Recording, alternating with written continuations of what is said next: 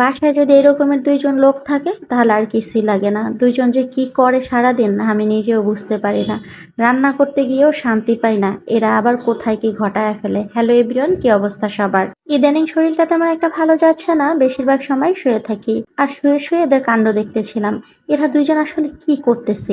এত কি বলতেছে? আমি কিন্তু কথা তেমন একটা বুঝতে পারতেছি না। কারণ উপরে ফ্যান চলতেছে। আমি আরো একটা মোবাইল ছেড়ে রাখছিলাম। আর ওদের কাণ্ড দেখতেছিলাম। তো হঠাৎ করে মনে হলো একটু ভিডিও করি। এরা যে কি বলতেছে একটু শুনি। আসলে এত মনোযোগ দিয়ে কি বলতেছে দুজনে মিলে। এরপরে দেখলাম হঠাৎ করে একটা চিপস নিয়ে চলে আসছে, খাটের এক কর্নারে বসে বসে একা একা কি যেন বলতেছে। এগুলোই আমি সারাদিন দেখি। এরপরে যদি দেখে যে আমি কোনোভাবে ক্যামেরাটা অন করছি তাহলে দুইজনই একদম শান্ত থাকবে, তাহলে আর এদের কাণ্ড আর একদমই বোঝা যাবে না এরা যে কি করে বেড়ায়। ছোটজন আর ইন্টেনশন বড়জন যাতে না দেখে। আর ওর মুখে শুনতেছিলাম এই চিপসটা ও একা একা খাবে, আপুকে দেবে না, এটাই বারবার বলতেছিল।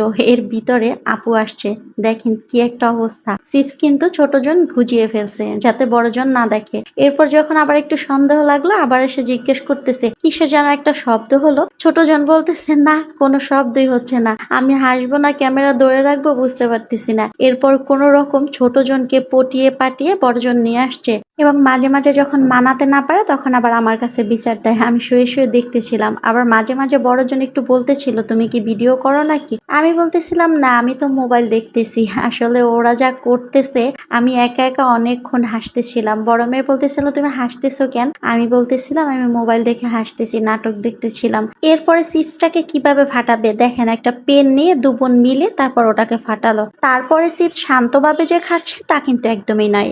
এর মধ্যে কিন্তু আবার তর্ক লেগে যাবে। কোন রকম বুঝিয়ে বললাম আমি এখন রান্না করব, তোদের এই কাণ্ড কারখানা আমি আর দেখবো না, বিচারও করতে পারবো না। এই ২ জন যে এগুলোই করে বেড়ায় বাসায় তা কিন্তু না, আরো অনেক কিছু করে। আস্তে আস্তে আপনাদের সাথে শেয়ার করব। অনেকদিন হয়েছিল শাপলা নিয়ে আসা হয়েছিল, তো বললাম তোমরা খেলাধুলো করো আর মিলেমিশে থাকবে, আমি একটু রান্না করি। তরকারি আছে, তারপরও ভাবলাম শাপলাগুলো রান্না করে ফেলি, নষ্ট হয়ে যাচ্ছে অনেকদিন হয়েছে যেহেতু। কিন্তু আমার বড় মেয়ে ছোট মেয়ে ওদের পাপা ৩ জন আর একজনও শাপলা খায় না। তবে শাপলা আমার অনেক বেশি পছন্দ, বিশেষ করে আমার মায়ের হাতের শাপলা রান্না আমার কাছে বেশি ভালো লাগে। চিংড়ি মাছ অনেক বেশি দিয়ে রান্না করে, আমি অত বেশি চিংড়ি মাছ দেইনি, অল্প কিছু চিংড়ি মাছ দিয়ে রান্না করতেছিলাম। দুঃখের বিষয় রান্না করার পরে কিন্তু ফেলে দিতে হয়েছে, কারণ আমি একা একা এত শাপলা খেতে পারিনি তাই। কারণ কেউই শাপলা খায় না, আমি গরম গরম কিছুটা খেয়েছিলাম আর বাকি যা ছিল ফেলে দিতে হয়েছে। কারণ বাসি তরকারি আমি একদমই খেতে পারি না। একবার যদি তরকারি থেকে যায়, সেই তরকারি যদি ফ্রিজে রাখি সেখান থেকে আবার এনে গরম করে খাওয়া বা এমনিতে বের করে ফ্রিজ থেকে খাওয়া, এটা আমি একদমই খেতে পারি না। তবে হ্যাঁ, মাঝে মাঝে বাধ্য হই খেতে, যখন রান্না করতে ইচ্ছা করে না তখন খাই। অলরেডি আমার রান্না কমপ্লিট হয়ে গেছে, এখন ওই ২ জন কি করে বেড়াচ্ছে সেটাও দেখতে হবে। রান্না করতে করতে ২-৩ বার গিয়ে দেখে এসেছি, দেখলাম ঠিকঠাকই আছে ২ জন। উপরে একটু জিরার গুঁড়া দিয়ে দিলাম, এতে খেতে বেশি ভালো লাগবে। সবাই ভালো থাকবেন, আজ এ পর্যন্ত, আল্লাহ হাফেজ।